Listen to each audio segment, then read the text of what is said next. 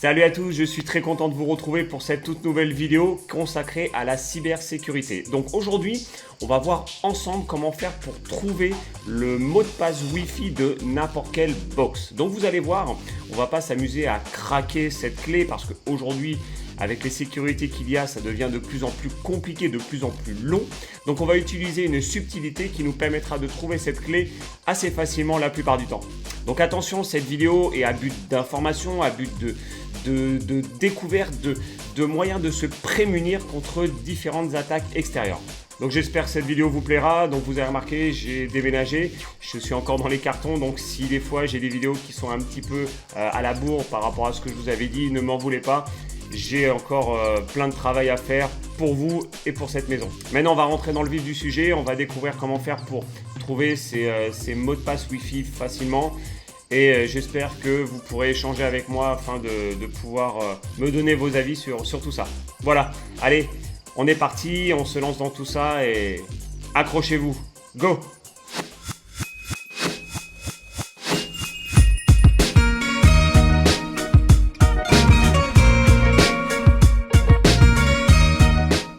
Alors pour commencer, il faut savoir comment votre box sécurise votre réseau informatique. Aujourd'hui, il y a différents types de protocoles de sécurité Wi-Fi pour les particuliers.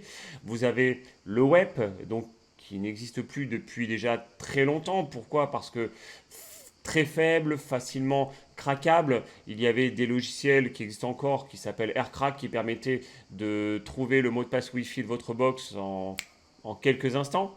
Vous avez le WPA, vous avez le WPA2 et bientôt le WPA3. Il faut savoir que le protocole WPA et WPA2 peut accepter un mot de passe Wi-Fi jusqu'à 63 caractères. Donc vous imaginez, bon, bien évidemment il faut le retenir, mais vous imaginez le potentiel de sécurité que vous pouvez avoir sur ce type de protocole.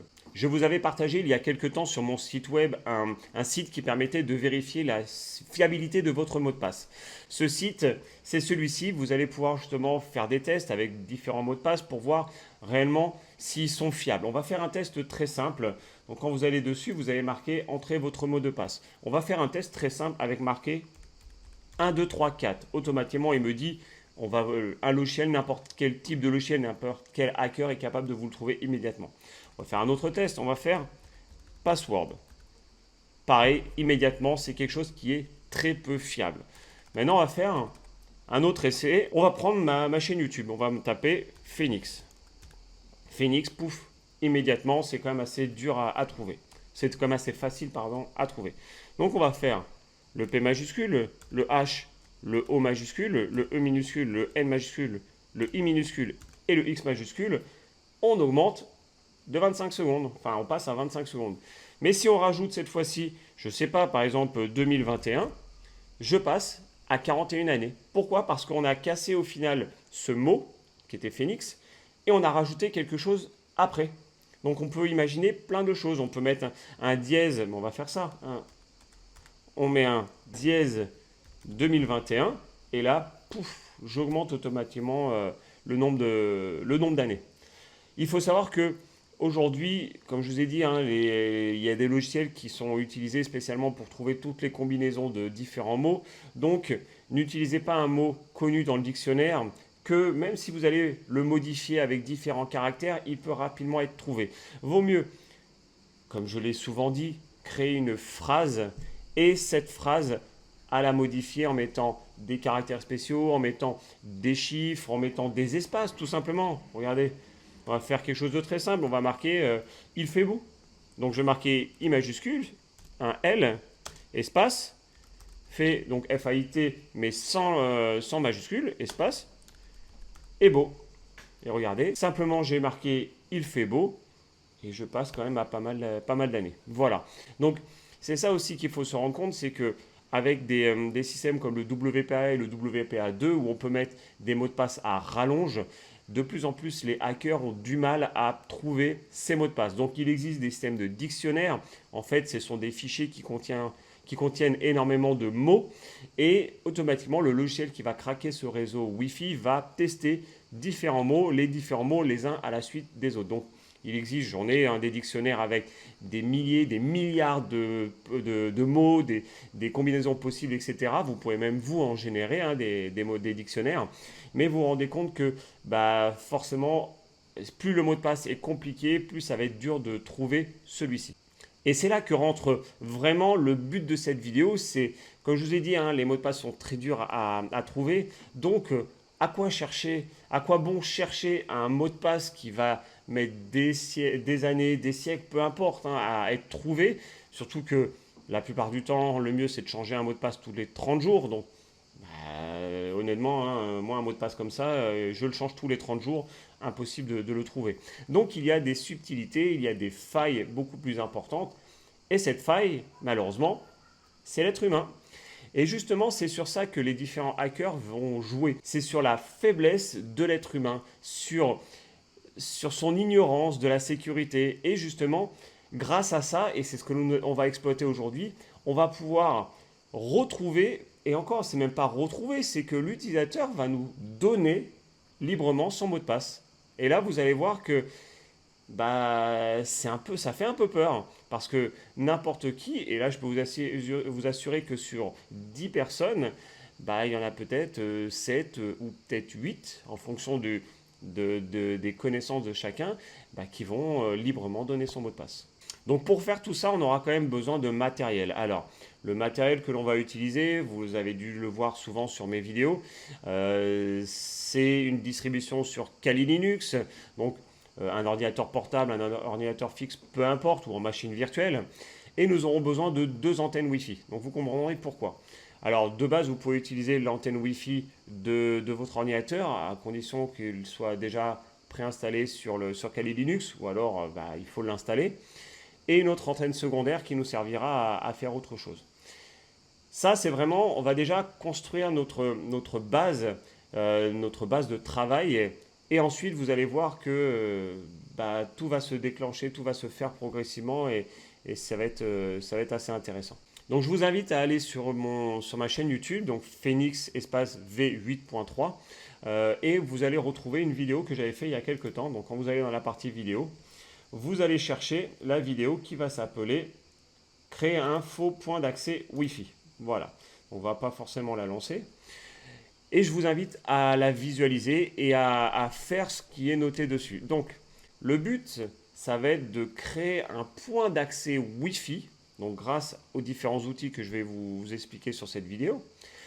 Et grâce à ce point d'accès Wi-Fi, on va pouvoir usurper l'identité de la box Internet de notre utilisateur. Alors, il y a quand même des sécurités, des choses importantes à savoir.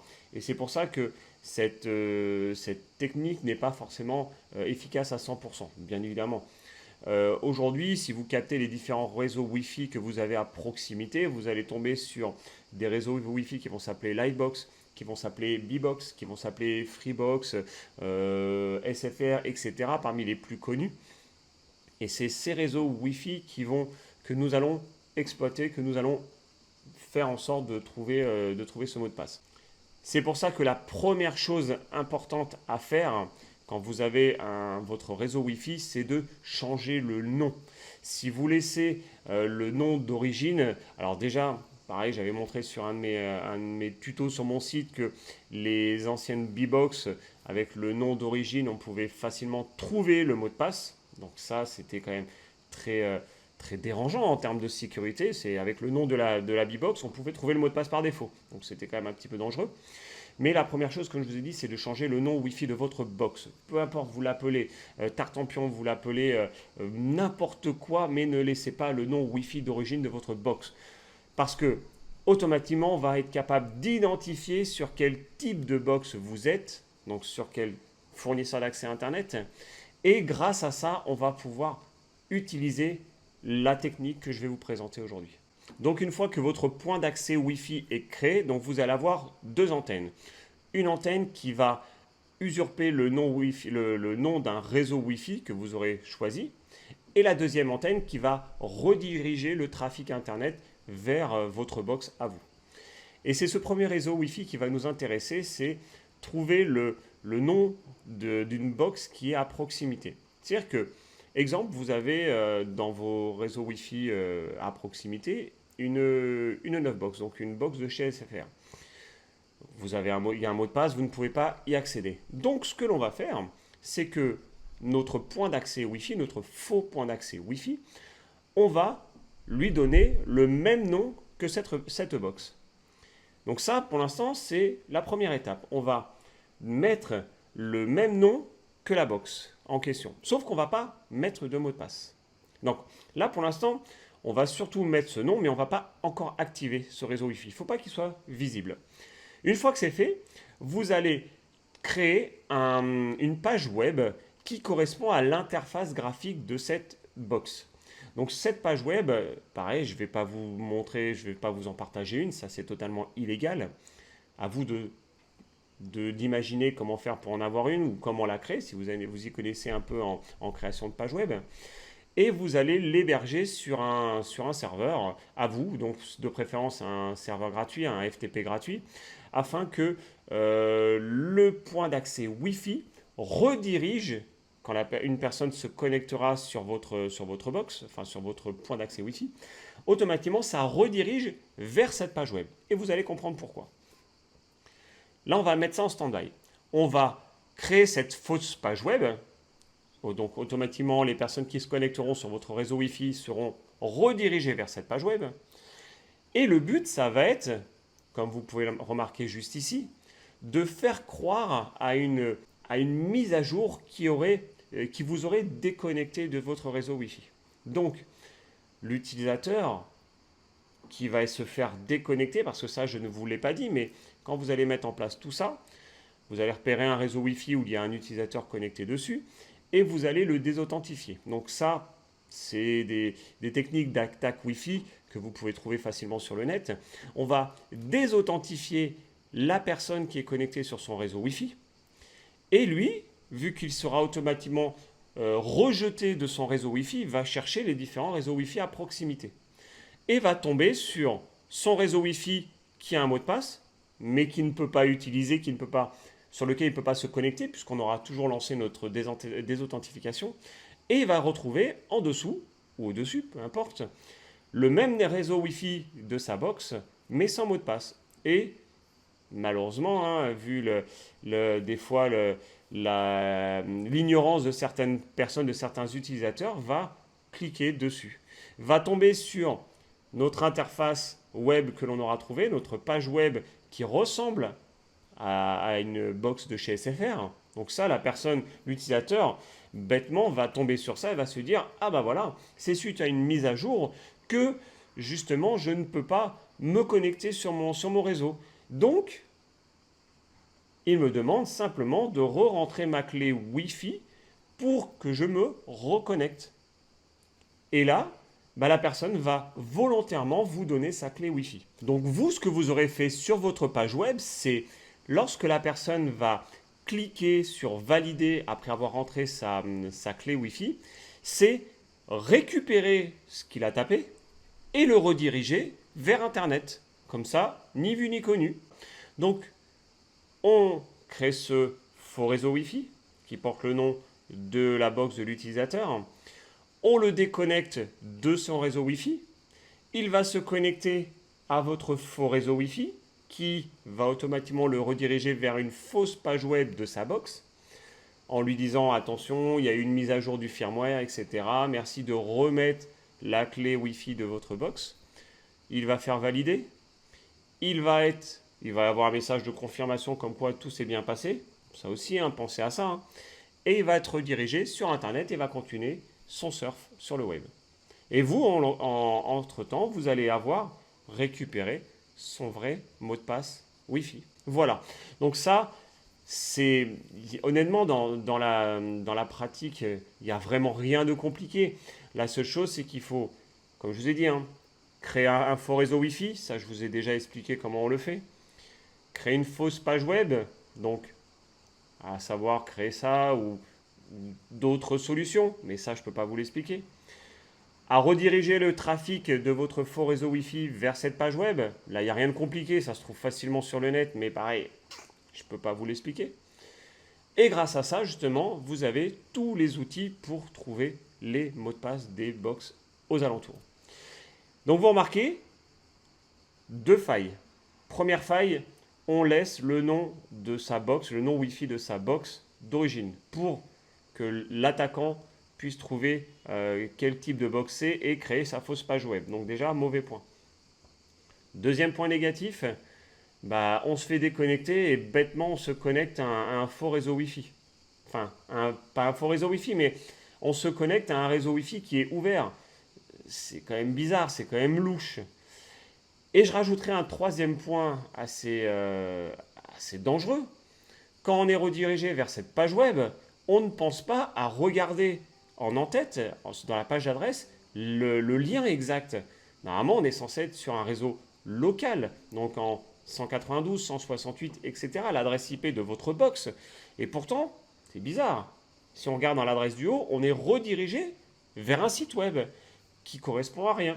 Donc ce sont vraiment les 3 failles à faire attention, les 3 choses à vraiment réfléchir et faire en sorte de se prémunir sur ça, sur ce type d'attaque, parce que, comme je vous ai dit, c'est quelque chose d'actualité. On est en 2021, tout le monde peut le faire. Enfin, tout le monde, toutes les personnes qui sont capables de créer, de réaliser tout ça. Mais c'est une faille assez courante. Voilà. Donc, c'est une vidéo que je voulais vraiment vous faire partager depuis déjà pas mal de temps, parce que c'est vrai que c'est quelque chose que j'avais découvert sur Internet et que j'avais pu exploiter, hein, j'avais pu tester pour un but d'apprentissage. Mais c'est quelque chose vraiment qu'il faut vraiment se rendre compte qu'aujourd'hui, un hacker ne va pas chercher à trouver votre mot de passe à rallonge, qui, vous avez vu, aujourd'hui peut être de plus en plus difficile à trouver. Il va trouver une autre faille. Et comme je vous ai dit, cette faille, c'est vous.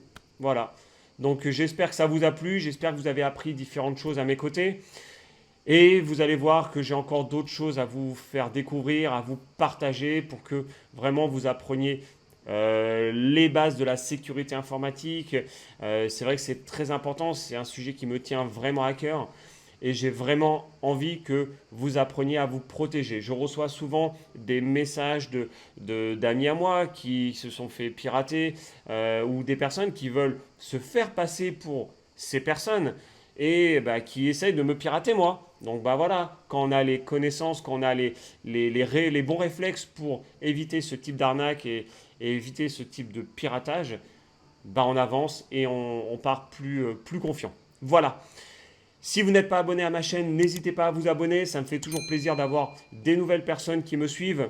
Partagez ça autour de vous. C'est très important ce type de vidéo parce que c'est le rôle de chacun de pouvoir sécuriser les personnes que l'on connaît.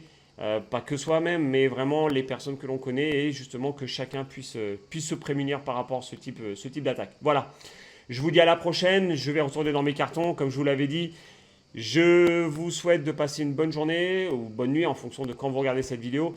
Mais voilà, je suis là si vous avez des questions et je vous dis à la prochaine. Allez, ciao ciao pour de nouvelles vidéos.